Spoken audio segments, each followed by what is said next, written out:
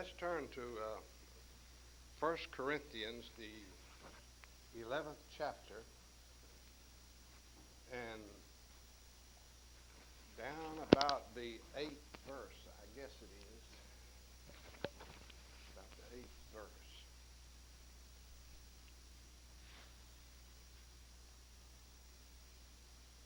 What do you find there?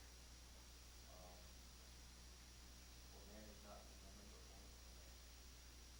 What's significant about that? Didn't everyone in Paul's time come from the womb of woman? And didn't everyone in this room come from the womb of woman? Absolutely. So you say, well, what in the world's happening here? That goes all the way back to the order of things. The order of things. That first 15 verses of that chapter, of course, gives us the order of things and the respect. The wife is in subjection to her husband and respect for, and so on. And there is some talk there about women wearing coverings and so on, which would have been veils, and that was because of respect. And there's the key to the thing in the 8th verse. Woman came from man. This goes all the way back to Genesis, where she was made from a rib. All right. The natural order of things is for egg and sperm to unite, and there's a natural birth. But this shows you the beginning of things. Woman came from man. That's the reason for this order. God, Christ, husband, wife. In that order. Another thing that I would like to call attention to concerning this making of a woman for a man. I was listening to the radio in the car yesterday, and some fella called in and said that he and his male mate wanted to adopt a child. And this woman went ahead and answered him just as if they're as honorable as anybody else. But God did not make a Steve for Adam. He made an Eve. That's where civilization would have stopped right there, the way we know things, if God had done that. He said, replenish the earth. And Adam and Steve wouldn't have been able to do it the way we know things. Two males, two females wouldn't be able to do such a thing. So right in the beginning of things, we see that God would rule out homosexuality as being a norm of anything. We have people nowadays trying to make that an acceptable lifestyle, so it said. But it never was so with God and never will be. All of the restrictions you see concerning men and women and authority and so on, one over the other and things like this. And even in the Old Testament where you see women should not wear the apparel of men and things like that, and people get all shook up and they begin to think, well, now I wonder just what that means. If you couple that with New Testament teachings and with laws found throughout the Bible, you can see the thread or the I guess the comparison, which there's a likeness throughout the Bible, in that he always expects there to be a difference in the two sexes, man and woman. People get all hung up on whether or not they should wear this or wear that. It's oftentimes more appropriate to get out in the cold with some sort of covering that would, you say, well, that looks like men's clothing on a woman, but it might be more appropriate than to have something that would get hung on something or cause exposure that you wouldn't want exposed. So you can see then that there has to be a meaning of what you find in the Bible about wearing of apparel and trying to look like somebody else or look like another race. And it doesn't take long to figure it all out. Man is a man. He should stay in that role and not try to pass himself off as a woman and vice versa. There used to be a man over on Fairfield Drive that would stand out on the sidewalk dressed in a dress. And he probably was about 30 years old, and he's ugly as he could be. He wouldn't have made a pretty woman even if he'd have been born that way. But he'd wave at cars and so on. So you say, well, maybe he's weak-minded. Well, he might have been. But he was making an effort to look like a woman. And he's just too ugly. But God didn't make us that way. He made man and he made woman. And you define them at birth, and you're not born with clothes on. So the doctors can tell right quick which one you are just by observing the equipment you're born with. And that's it. You say, yeah, but there's some people who are sissies, and we call them boys, and some girls are tomboys, and so on. So what? They're still girls if they're girls, and they're boys if they're boys. And you just live with it and do the best you can with it. We don't know about personal traits of people, but God still made man and he made woman. And they are the two that are to get together and have children. All right. We see that early in the teachings of God. We also realize that the one man and one woman get together for a marriage. That's established in these first two chapters. One man and one woman. Well, why cover that, you say? Well, because there are teachings on this earth today that would say different. Even in one particular so-called Christian religion, that's the Mormons, would say that it's all right to have more than one wife. Well, Utah became a state in the latter part of the last century, the first part of this one, but they could not get permission, or they could not be admitted to the Union until they put a prohibition against polygamy into their state constitution or into their laws. That didn't mean that they gave up that belief. There are still some living in remote areas, particularly out in the West, who have more than one woman or more than one wife. But God didn't set it up that way. And Christ, when they were talking to him in the 19th chapter of Matthew in the New Testament, referred back to this original setup. That God made them man and woman, and he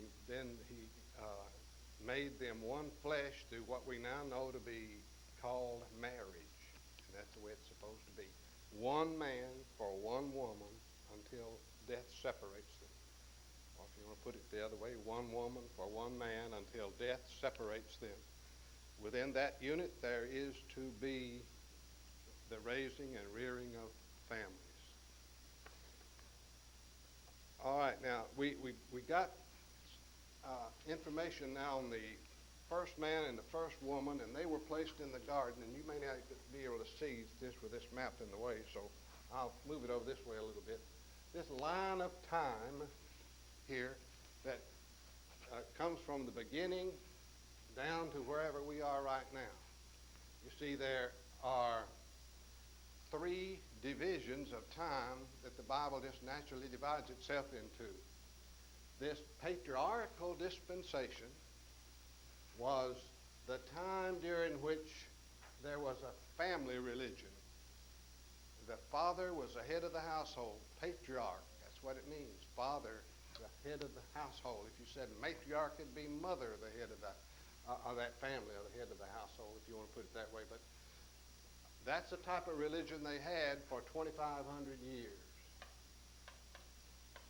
I told you that there was no written law from God during this time. no written law. It was passed down. And then along comes Mount Sinai. Moses, in leading God's chosen people at that time out of Africa and out of the Egyptian bondage, went up on Mount Sinai and received a group of laws that we call the Law of Moses. And that covers about 1,500 years. Well, that changed things. This was where families led, and it started back at the beginning, and if they all followed their down from father to son and so on, it would have been fine. And if it were to move and go on up through here, because God chose one particular man and separated him out for this, later became a nation. So that family religion, in some manner of speaking, could extend on up through here. You remember when God told Jonah to go and preach to Nineveh? There's no indication that they were among the Jews or among these chosen people, the Jewish system. All right. Mount Sinai, Moses received the commands for this new law, or a law. There was 613 commands.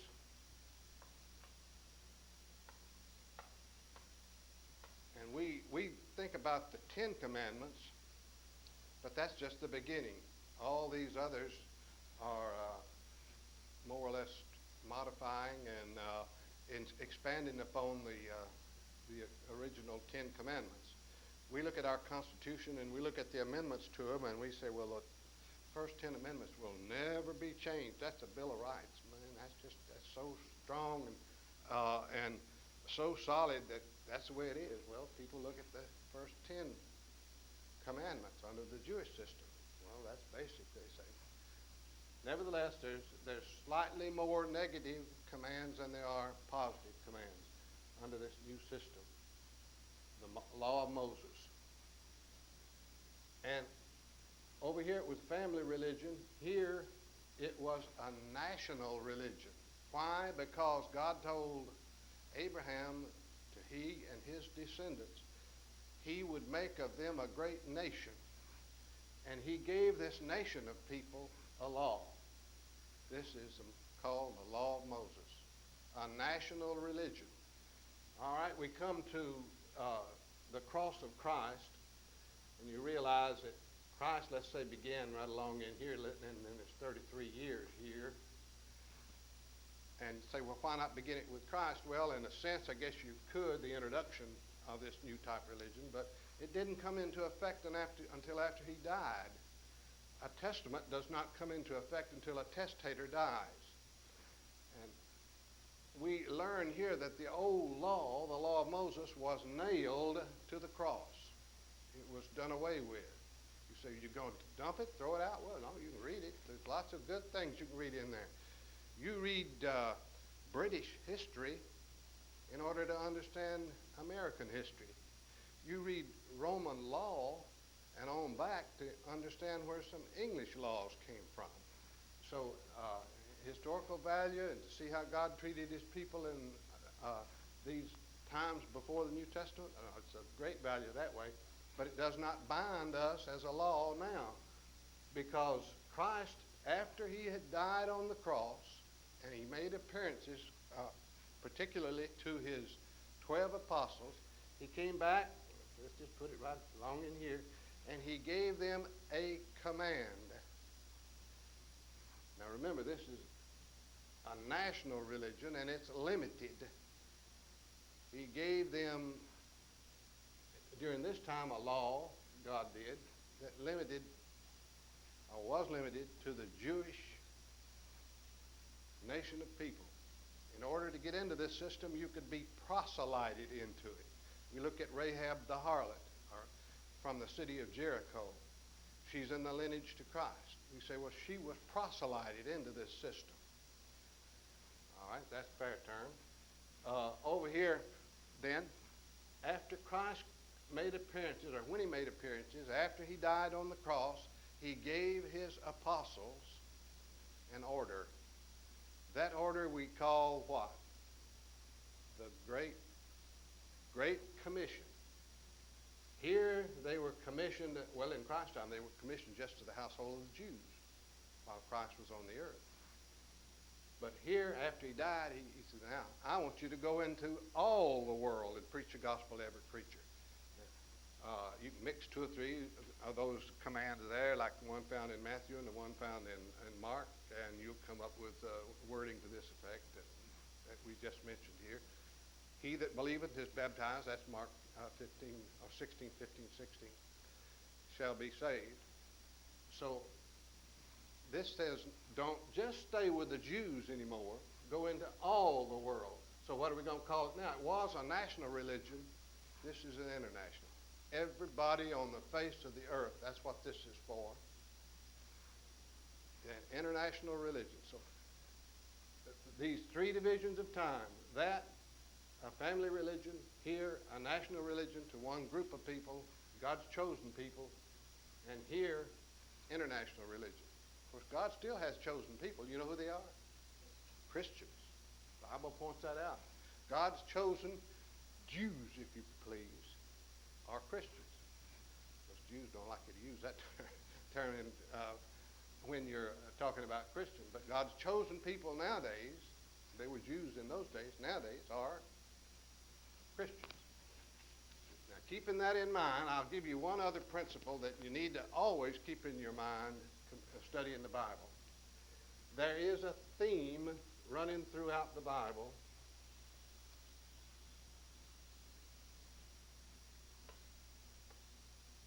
that would be stated this way.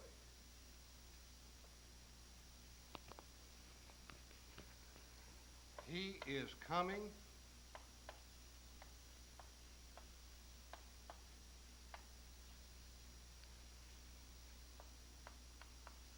He is here.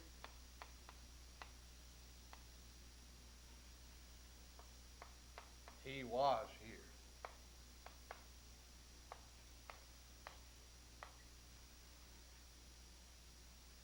Throughout the Bible, you will find this theme or this string of events pointing to something. And this is just one simple way of saying it. He is coming. We know he was in the beginning. Who? Christ. This entire Bible then gives us a line of events that shows that Jesus Christ, the Son of God, is coming. And then it gives us those things that surrounded he and his existence upon this earth while he was here just for 33 years. And all that after tells us about the fact that he was here and the results of it.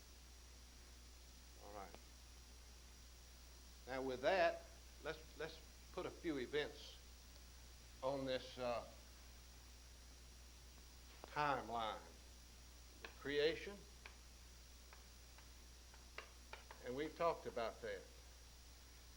In that creation, he made man and woman, Adam and Eve.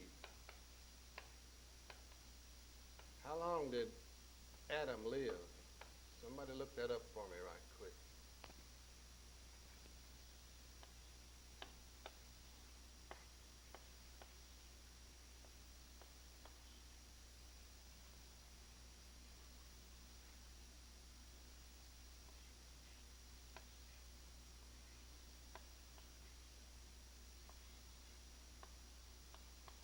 Anybody found it?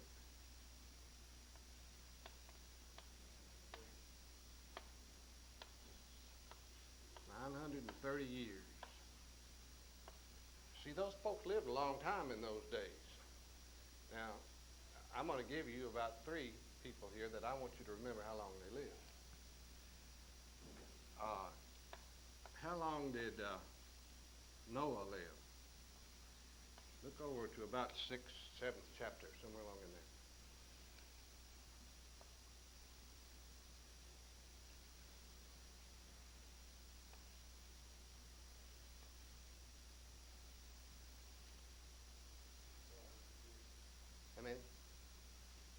It's more than that. I've given you the 900 on the board. 950 years. Now, I give you two important characters there. Moses, the beginning of all things, and Noah is starting over again. But there's a man there who lived longer than anybody on earth. Who was it? And how long did he live? 969 years. I don't know why they didn't go over 1,000. I don't know why they went over 900. But they did. I like to illustrate it this way. If you've studied history and if you've been in any of these schools, you had to study some of it. You know what the Crusades were in Europe. Could you imagine Tony sitting around on his back porch saying, well, I've lived so long now, if he could live as long as Methuselah. I remember back when I was a young man, I rode with a group. We got together in England, and then we gathered more folks over in France, and we rode all along the Mediterranean coast there, and finally went around to the Holy Land on such and such a crusade. And that could have been factual. Then later on, all the troubles in Europe, I remember what happened here and what happened there, and finally I came over to America about 300 years ago. And he'd still be living all during that time.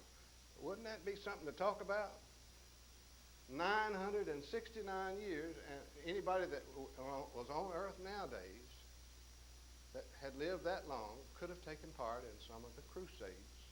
And that's a long time ago over in Europe. And of course, they could have been Indians. They could have migrated from the coast or that little jut of land between Alaska and Russia and been a part of what we call our original population in this country, the Indians. But that's a long time to live. And I don't know what you'd find to do with yourself after all those years. 969 years. All right. We've got Adam and Eve. They committed the first sin. So let's put that, well, let's say the Garden of Eden. They were in the garden. And remember that most people seem to think that that was right in here, Tigris-Euphrates River in what's now Iraq. Over here, that these rivers empty into the Persian Gulf. There's some differences of opinion, but most people think that. They were in the Garden of Eden, and then the first sin took place there. And I asked you, I think last week, who committed that first sin, and I didn't want you to just restrict it to the first one that did it, but a couple of them, and there was only two of them, so that was Adam and Eve. But Eve did eat of the fruit of the tree of knowledge, of the knowledge of good and evil. And then she gave it to her husband, and he ate some of it. And they knew something then. They were not dumb like animals, evidently. But they had knowledge, and they knew what was right and what was wrong. Now, I want you to go to, I guess, about the third chapter of Genesis. And let's look at the results of this first sin. You say, well, all sin is a result of that first sin. You'd be right there, but that's not what I'm looking for. Results of the first sin as given there.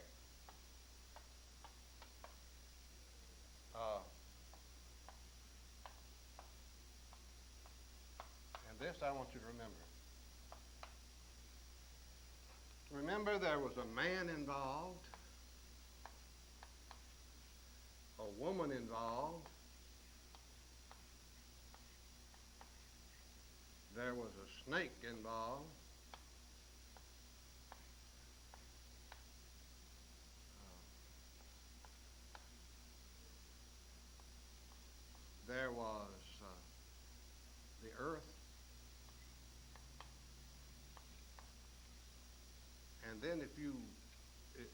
combine these two and you say there was mankind.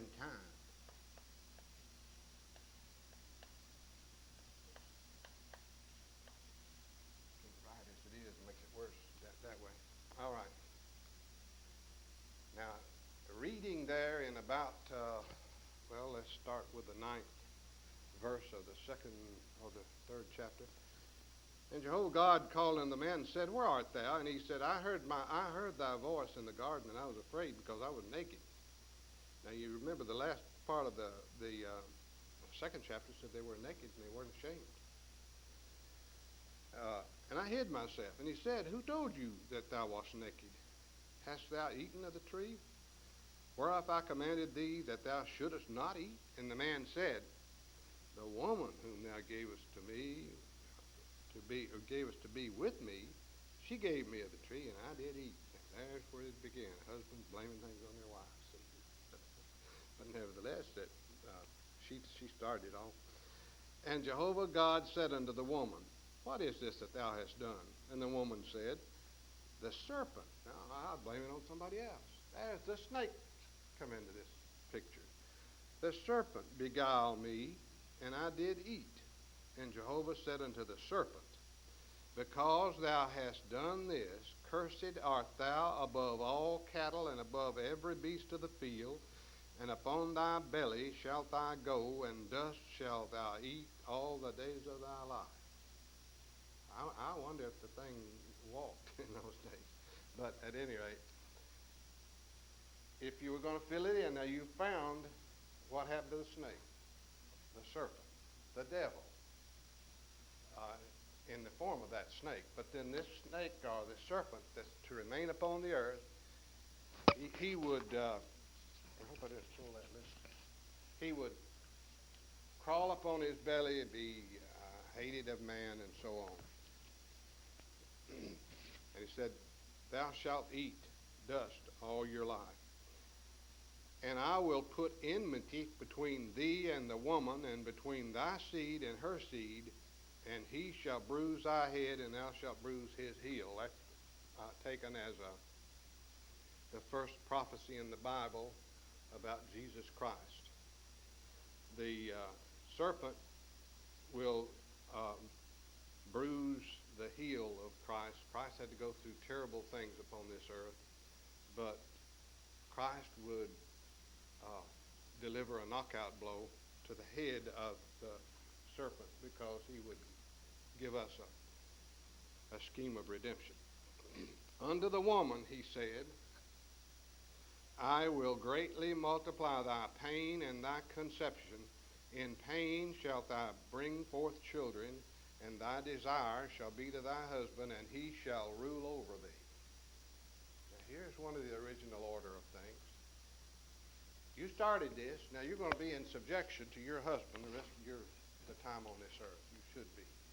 All right, so there's the pronunciation of that which should happen to the woman. She'll bear children in pain, and she will be in subjection to her husband.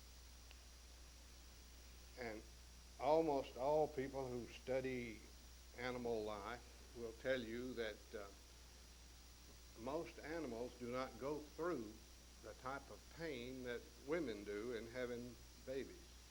Then some of them say, well, that's because she walks upright and so on, and structure of the body is different. Well, God said it would be that way from the beginning.